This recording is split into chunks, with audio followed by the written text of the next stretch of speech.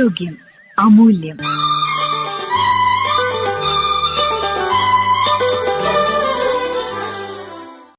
Cosmetic gynaecology. ഈ വിഷയത്തെക്കുറിച്ച് സംസാരിക്കുന്നു doctor Jitha Vineeth. Luxuria aesthetic ക്ലിനിക്കിലെ കോസ്മെറ്റിക് ഗൈനക്കോളജിസ്റ്റാണ് ഡോക്ടർ ജിത. ഈ ഗൈനക്കോളജിയിലെ പുതിയ ബ്രാഞ്ചാണ് ഈ കോസ്മെറ്റിക് ഗൈനക്കോളജി. നമുക്ക് കോസ്മെറ്റിക് എന്ന് കേൾക്കുമ്പോൾ മുഖം അല്ലെങ്കിൽ ഇപ്പോൾ മേക്കപ്പ് പ്രൊഡക്ട്സ് ഇതൊക്കെയല്ലേ മനസ്സിലേക്ക് വരിക. അപ്പോൾ കോസ്മെറ്റിക് ഗൈനക്കോളജി എന്ന് പറഞ്ഞാൽ നമ്മുടെ ഇൻറ്റിമേറ്റ് ഏരിയാസിൻ്റെ രൂപവും ഫങ്ഷൻസും ഒക്കെ ബെറ്റർ ആക്കുന്നതാണ് ഈ കോസ്മെറ്റിക് ഗൈനക്കോളജി. നമുക്ക് ഇതിൽ 2 ഏരിയാസ് ഉണ്ട്. സർജറീസും ഉണ്ട്, നോൺ സർജിക്കലായിട്ടുള്ള ചികിത്സകളും ഉണ്ട്. അപ്പോൾ നോൺ സർജിക്കൽ എന്ന് പറയുമ്പോൾ നമുക്ക് ലേസർ മെഷീൻസ് ഉണ്ട്, റേഡിയോ ഫ്രീക്വൻസി ഡിവൈസസ് ഉണ്ട്, അതുപോലെ ഇഞ്ചെക്ഷൻസ്, പലതരം ഇഞ്ചെക്ഷൻസ്, ഇപ്പോൾ PRP ഇഞ്ചെക്ഷൻ അല്ലെങ്കിൽ ഹൈലൂറോണിക് ആസിഡ് ഇഞ്ചെക്ഷൻ, അങ്ങനെ പലതരം ചികിത്സകളാണ് ഇതിലുള്ളത്. നമുക്ക് എന്തൊക്കെ കൺസേൺസ് ആണ് ഇതിൽ ഉൾപ്പെടുക?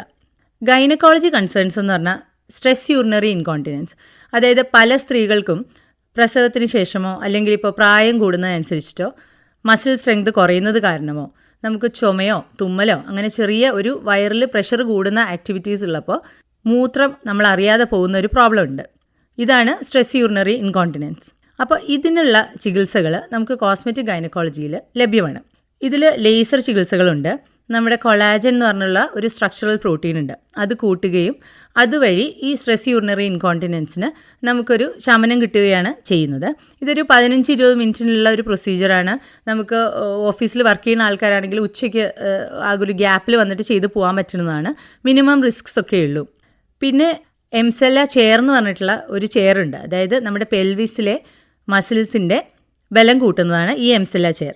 അതിലും ഇതുപോലെ ഒരു 20 മിനിറ്റിൻ്റെ സെഷനാണ്. നമ്മൾ വെറുതെ ഇരുന്നാൽ മതി, അതിന് ഒരു മിനിമം റിസ്ക്കേ ഉള്ളൂ. അതേപോലെ PRP ഇഞ്ചെക്ഷൻ നമ്മൾ കുറേ കേട്ടിട്ടുണ്ട്. അപ്പോൾ PRP ഇഞ്ചെക്ഷൻ ഇപ്പം മുടി കൊഴിച്ചിലിനും ഒക്കെ ഉപയോഗിക്കുന്ന സംഭവമാണ്. അപ്പോൾ നമ്മൾ തന്നെ സ്വന്തം ബ്ലഡ് എടുത്തിട്ട് അതിലെ പ്ലേറ്റ്ലെറ്റ് റിച്ച് പ്ലാസ്മ, അതിലുള്ള ഗ്രോത്ത് ഫാക്ടേഴ്സ് ഒക്കെ വെച്ചിട്ട് നമ്മളുടെ പേശികളുടെ ബലം കൂട്ടുന്നതാണ് ഈ PRP ഇഞ്ചെക്ഷൻസ്. അതും 2-3 ഇഞ്ചെക്ഷൻസ് 3 ആഴ്ചയൊക്കെ ഇടവിട്ടിട്ട് കൊടുത്താൽ നമുക്ക് ഈ സ്ട്രെസ് യൂറിനറി ഇൻകോണ്ടിനൻസിന് ഒരു ശമനം കിട്ടും.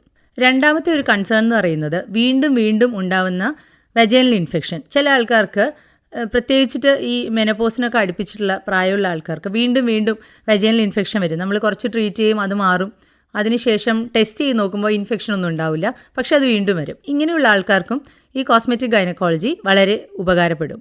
പിന്നെ വജൈനൽ റീജുവനേഷൻ, അതായത് ലേസേഴ്സും PRPയും റേഡിയോ ഫ്രീക്വൻസി ഡിവൈസസും ഒക്കെ ഉപയോഗിച്ചിട്ട് നമ്മുടെ യോനിയുടെ പ്രവർത്തനവും ആരോഗ്യവും ഒക്കെ നന്നാക്കുന്നതിനെയാണ് നമ്മൾ വജൈനൽ റീജുവനേഷൻ എന്ന് പറയുന്നത്. ഇതിൽ ഓരോ പ്രോബ്ലത്തിനും ഉള്ള പ്രോട്ടോകോൾസ് വ്യത്യാസമാണ്.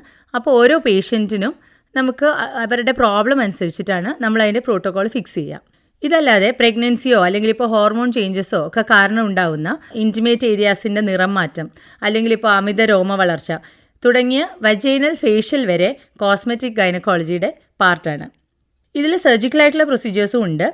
ഇതിൽ സെക്ഷൽ സാറ്റിസ്ഫാക്ഷൻ കൂട്ടാനും അല്ലെങ്കിൽ ഇപ്പോൾ രൂപമാറ്റം വരുത്താനുമായിട്ടുള്ള പലതരം സർജിക്കൽ ഓപ്ഷൻസും നമുക്ക് അവൈലബിൾ ആണ്. ഈ കോസ്മെറ്റിക് ഗൈനക്കോളജിയിൽ ഏറ്റവും ഇമ്പോർട്ടൻ്റ് ആയിട്ടുള്ള കാര്യം നിങ്ങളുടെ എക്സ്പെക്റ്റേഷൻ എന്താണെന്ന് ഡോക്ടറിനോട് സംസാരിക്കണം എന്നുള്ളതാണ്. എന്തിനു വേണ്ടിയാണ് ട്രീറ്റ്മെൻറ്റ് ചെയ്യുന്നത്, ഇതിൻ്റെ സക്സസ് റേറ്റ് എന്താണ്, എത്ര റിസൾട്ട് എക്സ്പെക്റ്റ് ചെയ്യാൻ പറ്റും, എത്ര സെഷൻസ് വേണം, എന്തൊക്കെ കോംപ്ലിക്കേഷൻസ് ഉണ്ടാവും, ഇതെല്ലാം ഓരോ പ്രൊസീജിയറിനും വ്യത്യസ്തമാണ്. ഇതിനെക്കുറിച്ച് വിശദമായിട്ട് ഒരു കോസ്മെറ്റിക് ഗൈനക്കോളജിസ്റ്റിനോട് സംസാരിച്ച ശേഷം മുന്നോട്ട് പോവാം. കോസ്മെറ്റിക് ഗൈനക്കോളജിയെക്കുറിച്ച് സംസാരിച്ചത് ഡോക്ടർ ജിത വിനീത്.